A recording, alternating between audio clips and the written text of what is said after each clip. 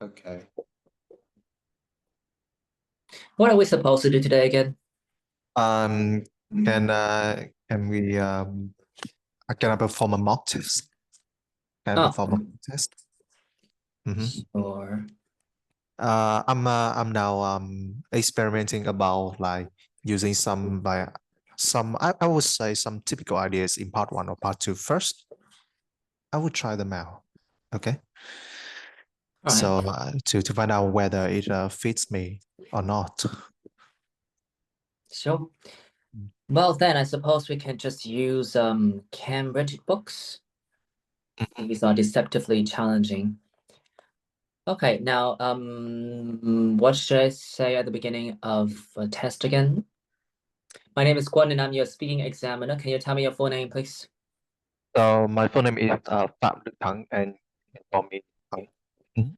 Okay, Tang. In the first part of the test, I'd like to ask you a few questions about yourself. First up, are you a student or do you work?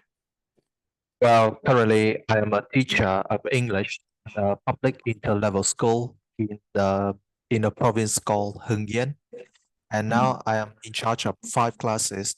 Two, two of them are for at the lower secondary level, and the other three are at the upper secondary level. Okay. Well then, what do you enjoy most about your job? Well, what I really enjoy most is writing tests for other teachers. Uh, Mm. I have been doing this as an undercover test writer for about 3 years, and now I am really happy to do so officially. Mm. And although it is quite demanding and it's quite time consuming to write tests, I find them really enjoyable because it also fits me as a Lexophile. Okay. Well then, um, what are some of the things that you can do to, make your jobs more enjoyable? Well, to make my job more enjoyable, I think that can spend more time preparing materials, especially the lexical items for the units that I teach at my classes. I find that the lexical items in the textbooks are far from enough. And as a lexophile, I also um, um, prepare and compile more synonyms and antonyms for my students to learn. Mm. Let's continue. Let's talk about museums. Did you enjoy going to museums when you were a child? Well, actually, as a child, I was too focused on studying, so I didn't have any time for uh, a museum visiting. But and I was also an introvert, so I was not interested in attending any crowded areas. Sorry, going to crowded areas. And but nowadays I am more open now. So in I the see. future, if I have time, I would visit a museum. Mhm. Mm. Are there any interesting museums near where you live now? Well, currently there are not because the previously state-owned museum in my area has been relocated to Hưng Yên province, which is about 60 kilometers away from where I live now. So it's a shame because in the past, people regarded the former museum as a really enjoyable, and because it used to house a lot of historical items and I see. figures there. Mhm. When you visit another country or city, do you think that it's important to go to a museum there? Well, I think it is really important to pay a visit to the local museum whenever you go, because for me it is where you can learn about not only the local history but also the local culture. Let's talk about keys. Do you often bring lots of keys with you? Well, actually, I only have three keys. One to open my home, one to start my bike's engine, my motorbike's engine, and the other is to open my uh, my classroom in a private center. Mm. Um, yeah. Okay, well then, have you ever lost your keys? Well, actually, I have. You know, I am a really absent-minded person, to be honest. So about 1 week ago, I lost my key to open my home, and uh, it was really nightmarish for me because my parents were away for about 2 hours. So I had to stand there for I had to stand is outside of my house for until my parents came back home, and Thank you. after that In the I next had part of the test, thank you. In the next part of the test, I'm going to give you a topic. You have 1 minute to make some notes, and you can speak about it between 1 and 2 minutes. Is that clear? yes, I am. It's in the sorry, it's not in the chat box. I'm going to show you the screen, but then I'm going to have to turn off the screen sharing thing so that I can make some notes, right? But here, I'd like you to describe a piece of work you did for your job or your studies that you felt very satisfied with. Mhm. You have 1 minute to make some notes. Thank you.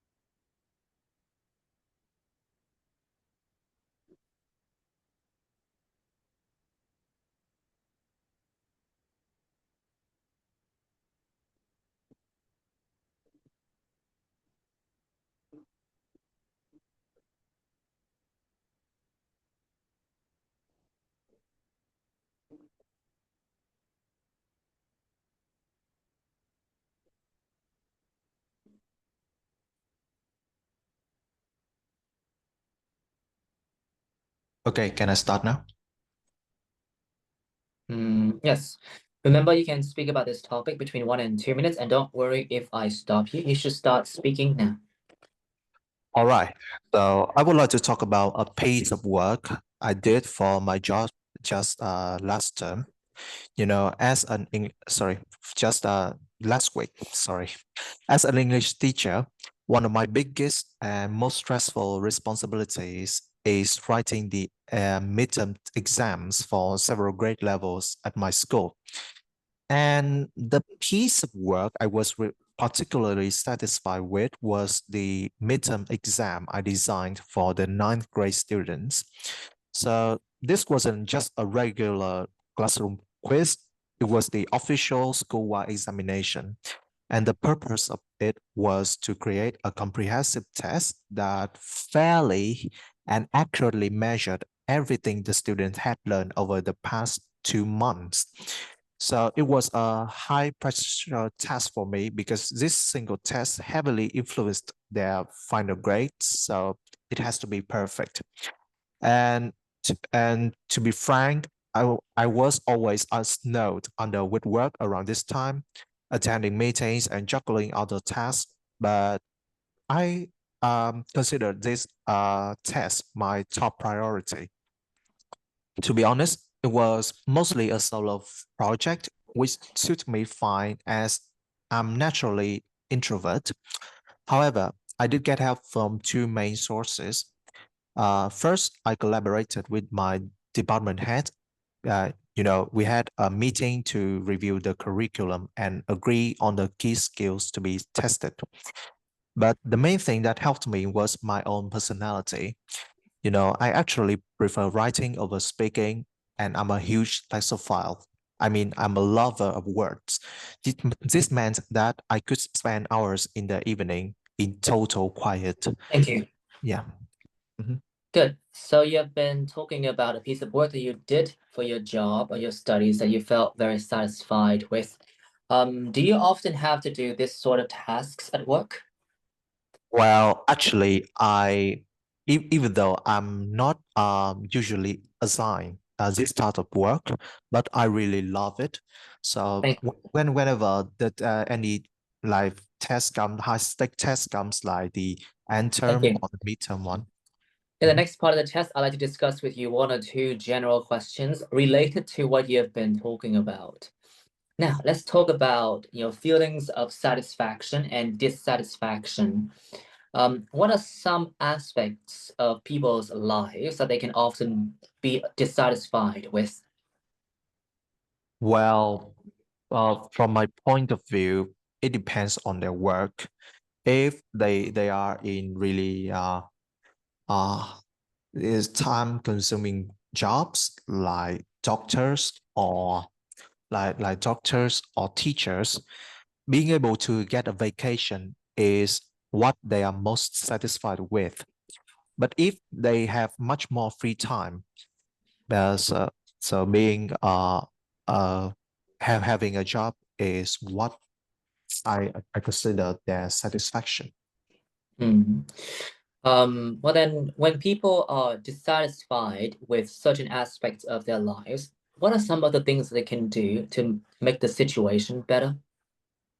Well, what I believe what they can do to improve their situation is to um stop to cease doing their jobs for a while, so that they can find out uh what they are missing in their life, and by doing so, they will be able to find their inspiration one again. And then when they come back to work, they will feel better. And another thing I believe that Thank you. they could, But some people say that in life it is sometimes better for people to just accept bad situations rather than trying to improve them. What is your take on that? well, I disagree with the notion that people just accept what it is. I mean, when they were young, they could have more time to explore other interests rather than just sitting in one place and accepting what their life is. And so, so rather than just accepting, they just try out whatever they want. Hmm. Mhm. Let's move on. Let's talk about what exactly is the topic of these questions again? Okay, So well, we're gonna move on. Let's talk about a satisfying job. What makes a job more satisfying? A high salary or having good colleagues? I think both will make a job more satisfying for a person. So from the financial perspective, if a person is granted a higher level of income, they will be more likely to commit to their work. But on the other hand, from the social perspective, they in order to keep themselves committed to the work, they also need good colleges who can support them during their hard times. Um, Otherwise, if they are surrounded by colleges who tend to gossip or who tend to make criticisms on them, they will be more likely to quit their jobs. Thank you. Well, then, is it possible to find job satisfaction in all types of work? Um, I think this is not always the case. Sometimes there are some places where you cannot have everything that is um, in your control, like in a job, in a job where you can have really high salaries, but then you can have a really bad colleges and really bad counterparts and vice versa. But sometimes we need Thank to you. accept it. That's the end of the speaking test. Okay, well, you were clearly going through a rough patch. Mhm. Well, before I give you my evaluation, well, you can just take the ball and run with it. What do you think about your performance? My performance, I think, in part three, I'm still lacking some ideas. Mm, Yeah, I still find myself not disciplined enough, especially for part three. Yeah, for part one and part two, I experimented using something true about myself, like being an introvert, being a lexophile, and I prefer writing over speaking, and I I write texts. mm. That's what I thought of about myself, and I'm trying to implementing them to every question I'm asked in part one and part two first. But Mm. part three, I was not able to implement any of them. And Okay, but then did you manage to do what you set out to do, implementing the typical ideas that you had prepared? in my head, I think for part three, I think I managed to do so to some extent. Mm. To some extent, it will be really ridiculous to say that I completely managed to do so because clearly I didn't. But I think I did to maybe to a small extent. Okay, well, I have already sent you the notes with regard to the mistakes that you made in your answers. I'm pretty sure you can get to grips with them. And I do think that you should take the initiative of correcting them. And instead of like going through these notes in a very mechanical way, I suggest that you just grab the bull by the horns and deal with this yourself. And next time when you do mock tests with me, try to take things up a notch and show me a high level of accuracy. Okay. Well, my overall comments are, well, first of all, I thought that speaking part three was horrible. Let's Mhm. just call it what it is. It was horrible. You were splitting hairs, and I honestly could not give you the benefit of the doubt because you were hesitant to speak throughout the entire segment, which was disappointing in my opinion. And you were stuck in multiple parts because you couldn't, get the ideas out in time.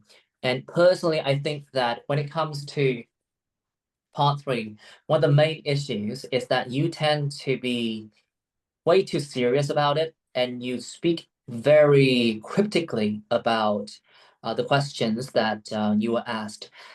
My advice would be for you to just think in like simple terms, like think of verbs, think of like actions instead of like nouns and sophisticated ideas, because clearly that particular approach backfired and you ended up, sounding horrible throughout the entire pod. Let me be very clear here. It was certainly beneath whatever your potential actually is. So you definitely need to do something about that.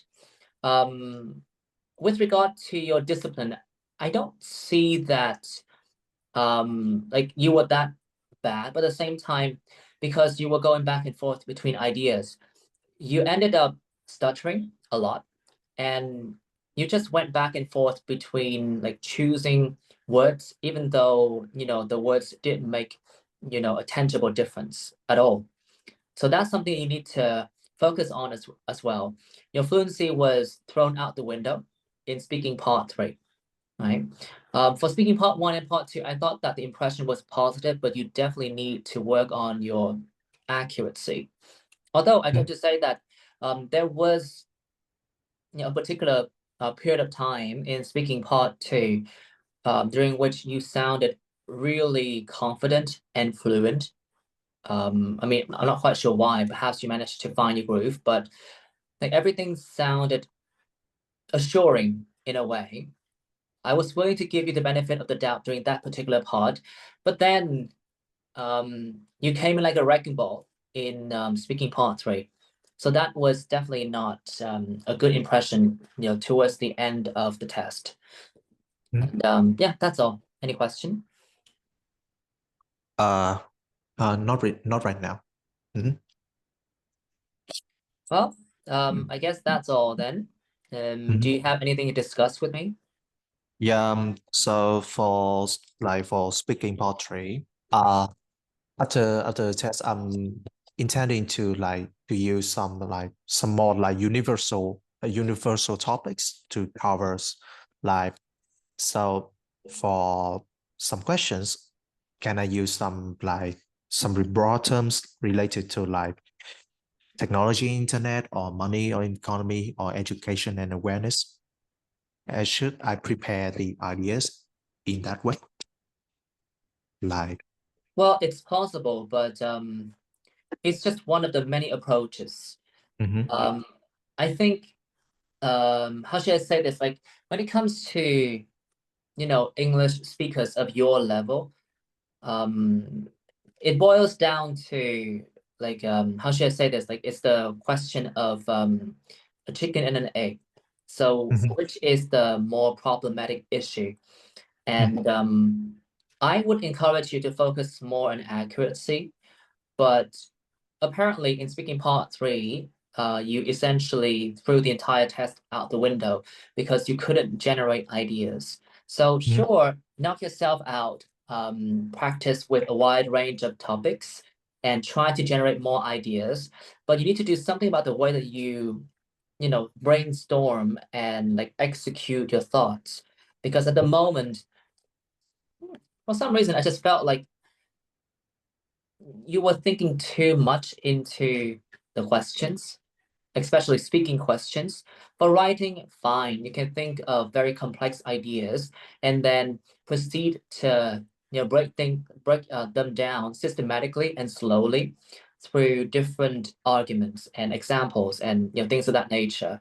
But in speaking, if you keep on working with a wide range of topics without the correct approach, as in the approach that would allow you to actually speak in a comprehensible kind of way, then I feel like you're not going to be able to get out of this cycle of like speaking yourself to a corner essentially.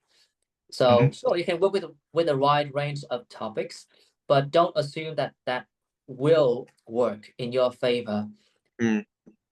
Okay, Um, so you need to find more actions, more verbs, more examples, and think simple thoughts. Although I don't encourage that when it comes to writing, because that might backfire and make your, writing pieces less sophisticated, right? But yeah, it's a possible impact. It's just that for speaking, it's better for you to think of like more specific words, more specific actions, instead of just generic ideas that would lead to nowhere. Okay. so it means that Also, I should also, think. also Okay. one more note. I do think I need to do something about the way that you communicate in general. You tend to break your sentences into multiple one-word chunk. Like when you say when, like so when I think like there's nothing wrong with that when the situation calls for it and you are really running out of things to say, but you really need to work on your discipline in terms of delivering chunks of words. Because even when you speak English like in a normal conversation, you tend to repeat the same word again and again for no good reason. Right. So that's something that you need to take into consideration and get to grips with. All right. That's all. Any question? Okay, let's continue. Uh, so, so you think that I need to think more simple, right? Yeah, I also think so because I was always too complicated with my thoughts. I was thinking in a really complicated way. Yeah, you are right. Anything else? I don't think I have any questions. Well, I mean, well, that's all. I guess this is one of the issues that you can't just solve with theoretical solutions. You really have to apply yourself and make adjustments along the way. But be very careful, because like you're like a hardcore English learner. Like you can learn lots of words, and I've seen your writing pieces. The thing about your current approach, which is unfortunately in a way like reflecting a pattern that I have seen before. Not that I am excluded from that pattern, but it's just that I've seen it before, and I've seen lots of people, being stuck at a particular band score or a particular level of performance because of that pattern. Is that like you assume that one approach would definitely work, and you end up like following down the path blindly. So if you feel like something is not working, you need to make adjustments, right? And the thing is that sometimes what you do in speaking might clash with what you do in writing, right? So you might need to separate the two of them. Like when it comes to when it comes to writing, you definitely need to plan your ideas ahead of time. You definitely need to articulate your thoughts very carefully, right? You cannot leave any opening for like different interpretations. You have to be like extremely tight with your ideas. But for speaking, I don't think that's the best approach, because oftentimes that kind of precision would lead to obscurity. Like you're using way too many words that are, how should I say this, cryptic and difficult to understand. So for speaking, I do encourage you to think in simpler terms. Think of actions, think of the things that people do, think of just normal stuff instead of like sophisticated arguments, right? And also work on the way that you deliver your chunks, because at the moment I am not impressed. Okay, well then that's it for today then. I'll see you soon. Okay, bye-bye. Bye bye.